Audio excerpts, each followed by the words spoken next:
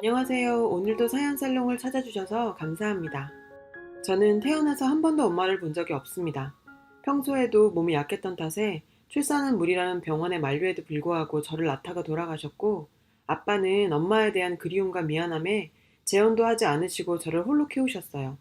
아버지께서는 저에게 엄마의 빈자리를 단 한순간도 느끼게 하지 않기 위해 최선을 다하셨죠. 저도 아버지의 그 헌신을 잘 알기에 세상 그 어떤 부녀관계보다 애틋했습니다. 아빠는 제가 하고 싶어 하는 걸 모두 들어주기 위해 누구보다 열심히 일하셨어요. 그 덕인지 직원 3명으로 시작한 작은 공장에서 직원 100명을 먹여 살리는 내실 있는 중소기업으로 성장했어요. 그 덕에 저는 부족함 없이 살 수 있었죠. 하지만 아빠는 늘 엄마의 부재에 대해서 미안해 하셨고, 딸이 하루라도 빨리 결혼해서 화목한 가정을 가지는 걸 바라셨어요. 제가 대학을 졸업하자 아빠는 일하면서 알게 된 좋은 청년이 있으니 한번 만나나 보라시며 소개해준 사람이 있었어요. 그 사람이 제 남편이 되었죠. 그렇게 아버지의 소개로 만나게 된 남편은 컴퓨터 수리업체 직원이었는데, 아빠 회사의 컴퓨터를 점검해주면서 알게 되었고, 가진 건 없지만 워낙 성실한 사람이라 제가 평범하고 착한 사람과 결혼하기를 원했던 아빠가 속으로 저런 청년이라면 사윗감으로 좋겠다 싶어 점 찍어 두셨다고 하더라고요. 남편에겐 제가 본인의 딸이란 걸 밝히지도 않고 소개하셔서, 남편은 거래처 사장님이 참한 아가씨 있다고 한번 만나보지 않겠냐고 하셔서 나왔다고 하더라고요. 저도 굳이 아버지의 정체를 밝히지 않고 대화를 나눴는데, 정말 바보 아니야? 라는 생각이 들 만큼 순박한 사람이었고, 왜 아버지가 이 사람을 저한테 소개시켜줬는지 알만한 부분이기도 했어요. 저 역시 언뜻언뜻 아버지의 모습이 보이는 남편에게 매력을 느꼈고, 아빠에게도 하루빨리 손주를 안겨드리고 싶었죠. 평생을 외롭게 지내시던 우리 아빠한테도 저라는 짐을 덜어드리고 싶었고요. 그래서 26살이라는 어린 나이에 결혼을 선택했습니다. 남편은 저와의 결혼을 약속하고 처음 우리 아빠와 만나는 자리에서 본인에게 저를 소개해준 사람이 장인 될 사람이란 걸 알게 되었어요. 남편은 제 손에 물 한 방울 안 묻히겠다는 80년대에도 안 먹힐 말을 하면서 결혼 승낙을 구했고, 아빠께서도 그런 구식적인 멘트에도 마냥 좋아하시며 승낙을 해주셨습니다. 딸 결혼식 누구보다 화려하게 치러주고 싶다고 하셔서 호텔에서 결혼식을 하게 됐고, 회사 직원들도 초대하셨죠. 많은 사람들 앞에서 축복받으며 결혼식도 잘 치렀어요. 저는 그 큰 집에 아빠 혼자 살게 할 수가 없어서 남편에게 당분간은 우리 집에서 지내는 게 어떠냐며 제안했고, 남편도 흔쾌히 받아줘서 아빠를 모시고 살게 되었어요. 아빠는 신혼인데 늙은이가 방해되는 거 아니냐며 아파트 구해줄 테니 분가하라고 하셨지만, 남편과 저는 이미 얘기가 끝이 나 있었고, 아버님 여자친구 생길 때까지만이라도 모시겠다고 남편이 적극적으로 나서줬어요. 그러니 빨리 여자친구 만들려며 제가 억지도 좀 부렸죠. 사실 아빠에게 행복한 가정을 만들어드리고 싶었던 것이 가장 큰 이유였어요. 결혼 후에 남편은 아빠 회사로 들어갔어요. 아빠는 일 잘 배워서 나중에 회사를 저와 남편이 같이 운영해야 하지 않겠냐며 제안해 주셨고, 남편은 원래 다니던 직장보다 높은 직급에 연봉도 대폭 상승한 조건으로 회사에서 일하게 되었어요. 정말 집에 한 사람이 더 들어온 것 뿐인데, 제대로 된 가정이 구성된 것 같았고 행복한 나날들을 보내고 있던 중에 저희 가족에게도 축복이 있었습니다. 결혼한 지 6개월 만에 저는 임신을 하게 되었고, 이 소식을 전해 들은 아빠는 정말 눈물을 뚝뚝 흘리시며 기뻐하셨죠. 제 임신 사실에 회사 전체에 제 임신턱이라며 회식비를 돌리시며 모두와 기쁨을 나누셨습니다. 아빠와 남편은 저를 무슨 갓난 아기 다루듯 보살폈고, 두 남자의 든든한 보살핌 속에 무사히 건강한 아들을 낳았어요. 아빠께서는 첫 손주를 품에 안는 순간 정말 아이처럼 우셨어요. 아이고, 지수 엄마, 나 이제 죽어서 당신 만나러 가도 여한이 없어. 우리 지수가 이렇게 커서 아이까지 낳고. 아빠의 오열에 저와 남편도 덩달아 온통 눈물바다가 되었었네요. 아빠가 그렇게 좋아하는 모습을 보니 정말 제가 살면서 한 가장 큰 효도가 아빠께 손주 안겨드린 게 아닌가 싶었어요. 평소에 워커홀릭이던 아빠도 퇴근 시간이 땡 하면 남편과 같이 집에 들어와서는 손주 보는 재미에 푹 빠지셔서 생전 처음 하던 행동도 하셨어요. 아이고, 회사 가기 싫다. 회사 땡땡이나 칠까? 박서방 자네도 나랑 같이 땡땡이나 치고 우리 우진이랑 놀까? 아이를 낳고 2년간은 우리 가족 정말 행복한 나날들을 보내고 있었습니다. 하지만 하늘도 참, 우리의 행복을 질투했던 건지 여느 날처럼 남편과 아빠를 출근시켜 놓고 집에서 아이를 보고 있었어요. 회사에서 전화가 걸려왔습니다. 지수씨, 저 김비서인데요. 지금 빨리 오셔야 될 것 같습니다. 사장님이 쓰러졌습니다. 일단 병원으로 가는 중이라 자세히는 모르겠지만 위독한 것 같습니다. 정말 전화를 받는 순간 하늘이 무너지는 것 같았어요. 서둘러 아이를 데리고 응급실로 갔죠. 거기에는 남편과 김 비서님이 기다리고 계셨어요. 제가 도착하자 남편은 아빠가 아침 회의를 끝내시고 나오는 길에 갑자기 쓰러지셔서 못 일어나셨다고 남편도 놀라서 손까지 벌벌 떨고 있었어요. 아빠가 수술실에 있는 1분 1초가 하루처럼 느껴지고 머릿속에는 온갖 무서운 생각이 들어 견딜 수가 없었어요. 3, 4시간 정도 지났을 무렵 수술실 문이 열리고 의사 선생님이 나왔어요. 워낙 긴급해서 수술을 진행했고 뇌출혈 부위는 일단 수술을 잘 했는데 출혈 부위가 워낙 커서 상황을 지켜봐야 할 것 같다고 설명하더라고요. 아빠는 뇌출혈 상태로 뇌의 일부가 이미 손상돼 버려서 깨어나더라도 정상적인 생활은 불가능하다는 소리를 듣고 나니 정말 억장이 무너지는 듯 했어요. 그렇게 아빠의 투병 생활은 시작되고 회사는 일단 전문 CEO 체제로 전환되어 운영되게 되었어요. 아빠는 저에게 평생 사랑을 주셨는데 아빠의 병간호를 남에게만 맡길 수 없어서 전문 간병인과 번갈아가며 아빠를 보살폈습니다. 정말 저에게 태산 같게만 느껴지던 아빠가 저렇게 인공호흡기에 의존해서 누워있는 모습을 보는 건 정말 힘들었어요.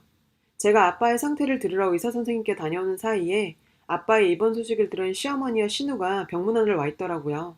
그때 저는 우연히 그들이 이야기하는 걸 듣게 됐죠. 사돈 뇌출혈로 깨어나실 확률이 거의 없다고 하던데 그럼 우리 아들이 사장님 되는 건가? 엄마, 당연하지. 언니는 회사 일에 별 관심 없어 보이던데. 오빠가 회사 대표 해야지. 사돈께서도 그러라고 회사에서 일 배우러 가신 거 아니야? 우리 준태가 그 집에 들어가서 고생을 얼마나 했는데. 당연하지. 어차피 외동딸이잖니. 회사 운영은 남자가 해야지. 언니가 상속받을 재산이 어마어마할 거야. 엄마 그거 알아? 저쪽 사거리에 있는 10층짜리 건물도 사돈 거래. 그것도 다 우리 준태 거 되는 거 아니겠니? 이제 우리 집도 팔자가 피는구나. 사돈이 뇌출혈로 쓰러져서 사경을 헤매는데 병문안이라고 온 시댁 인간들이 저렇게 떠들어대는 헛소리에 참을 수가 없었습니다. 어머님, 도대체 제정신이세요? 지금 사경을 헤매는 사람 병문안 와서 그게 할 소리예요? 도대체 왜 아직 돌아가시지도 않은 우리 아버지 이야기를 그렇게 마음대로 하세요? 언니, 엄마 말은 그게 아니라 아가씨는 입 다무세요. 그 10층짜리 건물이 왜요? 그거 누가 준대요? 우리 아버지 재산에 아가씨가 관심을 가져요. 우리 아빠가 쓰러지셔서 기분 좋아요? 언니, 말이 너무 심하잖아요. 돈 좀 있다고 말을 막 하고 그래도 되는 거예요? 그래, 너 말이 참 심하다. 신우이한테 입 다물라니. 네 아버지가 없으면 네 남편이 가장인데 지금도 네 남편 회사에서 고생하고 있는 거 안 보이니? 정말 너무 어처구니가 없어서 시어머니와 신우이를 병문안도 받지 않고 그대로 돌려보냈습니다. 퇴근 후 남편은 저에게 병문안까지 온 사람들을 병문안도 안 받고 돌려보내는 건 무슨 경우냐며 저에게 화를 내더라고요. 저는 오늘 오전에 있었던 일을 남편에게 알려줬죠. 동생과 어머니가 나쁜 의도로 그러진 않았을 거라며 자기가 잘 말할 테니 걱정 말라고 했어요. 그러면서 저를 달랬고 저도 아빠 일만으로도 머리가 너무 복잡했기에 더 이상 이 일로 싸울 만한 기력도 안 남았었어요. 그저 아빠가 제발 한 번이라도 눈을 뜨시길 기다렸습니다. 하지만 하늘은 저에게 가혹했어요. 6개월간 아빠 옆에서 간호하며 깨어나시기만을 빌었지만 아빠는 뭐가 그리 급했는지 엄마 곁으로 가셨습니다. 장례식 마지막 날 김 비서님이 찾아오셔서 아빠가 생전에 써놓으셨던 유언장을 보여주셨어요. 아빠의 재산은 모두 제 앞으로 남긴다는 내용과 함께 회사는 제가 원한다면 제가 운영하고 그게 아니라면 전문 CEO에게 맡기라고. 절대 사위가 회사 운영하게 해서는 안 된다고 남겼더라고요. 그리고 김 비서님은 조심스럽게 제가 6개월간 아빠 병간호하는 동안 있었던 일을 알려주셨어요. 아빠가 쓰러지고 회사에선 호랑이 없는 굴에서 여우가 대장질한다고 남편은 아빠의 사위라는 허울 아래서 마치 자신이 사장이 된 양 굴었고 저놈 저럴 줄 알았다는 사람들도 많았답니다. 그래도 다른 직원들이나 간부들도 진짜 회사를 물려받을지도 모르는 남편의 위세에 눌려 아무 말도 못하고 있다고 하더라고요. 회사에서 아버지 사위로 대접받으면서 이제까지와는 다른 대접을 받으며 지내다 보니 사람이 변했다는 걸 아빠는 이미 알고 계셨던 것 같습니다. 그래서 그런 유언을 남기셨던 것 같아요. 아버지 장례가 끝난 후 정신없는 시간들을 보내고 있던 중 시어머니 생신날에 오랜만에 시댁에 방문하게 되었어요.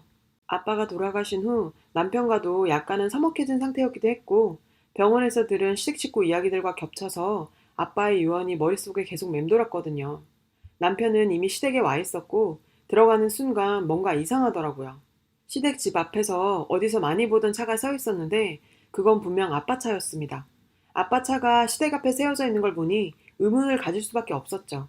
그리고 듣게 된 시댁 식구들의 대화는 정말 저것들이 인간인가 싶을 정도로 악랄했습니다. 야, 이제 그 회사 우리 아들이 맡는 거야? 사장님 아들 둔 덕에 벤치도 다 타보고 정말 호강한다 호강해. 준태야, 네 처한테 말 잘해서 그 건물에 내 가게도 하나 좀 내주면 어떠니? 엄마, 그런 것까지 마누라한테 물어보고 해야 돼? 내가 가장인데? 걱정 마. 하고 싶은 가게 있으면 말만 해. 내가 알아보고 차려줄게. 건물주가 이런 게 좋은 거 아니겠어? 오빠, 저번에 말한 것도 잊지 마. 나 카페 차려준다는 거. 그 시댁 가족들의 대화는 우리 아빠 재산이 마치 자기들 재산이냥 굴면서 지들끼리 이거 해준다, 저거 해준다, 김칫국 드링킹을 하고 있더라고요. 아버지 병문안 와서도 그러더니 이 쓰레기 같은 족속들을 더 이상 두고 볼 수만은 없었습니다. 지금 다들 무슨 소리를 하고 있는 거예요? 왜 우리 아빠 건물에 니들이 장사를 하니 많이 떠드는 거냐고. 당신이 뭔데 우리 아빠 건물에 이러쿵저러쿵 말하는 건데? 그리고 저 밖에 우리 아빠 차가 왜 서 있는 건데? 당신 뭐 하는 짓이야? 갑자기 이렇게 들어와서 좋은 날 왜 큰 소리야? 지금 겨우 그런 걸로 시어머니 생신날 와서 이렇게 큰 소리 지르는 거야? 남편 가족한테 좀 베푸는 게 그렇게 싫어? 돈 많은 사람들 욕심 많다더니 딱 이 꼴 보고 하는 말이네. 어차피 탈 사람도 없는 차 좀 타면 어떻다고 이렇게 난리냐? 탈 사람도 없는 차? 진짜 빌어먹을 놈이네. 지금 그걸 말이라고 하는 거야? 아, 이제 알겠네. 아빠가 왜 당신 회사 운영에 참여시키지 말라고 한 건지. 이제 우린 끝이야. 이혼해. 정말 제가 알던 그 순박한 사람이 맞나 싶을 정도로 뻔뻔하게 짝이 없는 사람이었습니다. 더 이상 이렇게 변해버린 남편과 우리 아빠가 돌아가셨는데 기회노린 듯 돈만 보고 득달같이 잘려드는 이런 인간들을 더는 보고 살 수 없다는 생각에 저는 그 자리에서 이혼을 통보했습니다. 저희 갑작스러운 이혼 통보에 시댁 식구 모두가 얼어붙었고 정적을 깨고 시어머니께서는 말씀하셨죠. 얘야, 흥분 가라앉히고 어차피 너 아버지 재산 많이 받았잖니. 네 남편 가족들 좀 편하게 살게 해주는 게 큰 문제니. 너도 이혼하고 재산분할 소송하면 네가 불리한 거 아니냐. 너도 이제 남편까지 없으면 세상에 믿을 사람이 어딨니. 그러니 무슨 재산분할 같은 무식한 소리를 하는 시어머니를 보고 있으니 정말 이 집안은 우리 아빠 재산에 눈이 뒤집혀 있었다는 게 보이더라고요. 아버지 쓰러졌을 때 자기들끼리 그런 이야기 한 이유가 이런 거구나 싶었죠. 참 어이가 없어서. 어머님, 무식하면 뭘 좀 알아보고 얘기하세요. 상속받은 재산이 왜 재산 분할에 들어가요? 그리고 제가 이 말까지는 안 하려고 했는데요. 저 인간이 당신의 가족들 회사에 이름 올려서 월급도 타먹고 있는 거 다 알아요. 당신 아들하고 재산 분할 소송 붙을 일 없으니 쓰잘데기 없는 걱정하지 말고 당신 아들 깜빵 가면 면회나 잘 가요.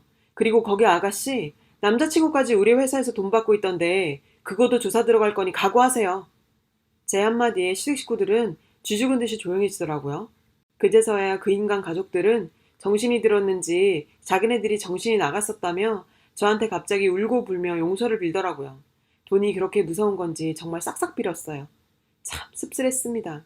30분 전까지 우리 아버지 재산을 가지고 왈가왈부하던 인간들의 거지 같은 모습에 역겹기까지 해서 더 이상 그곳에 있을 수 없었어요.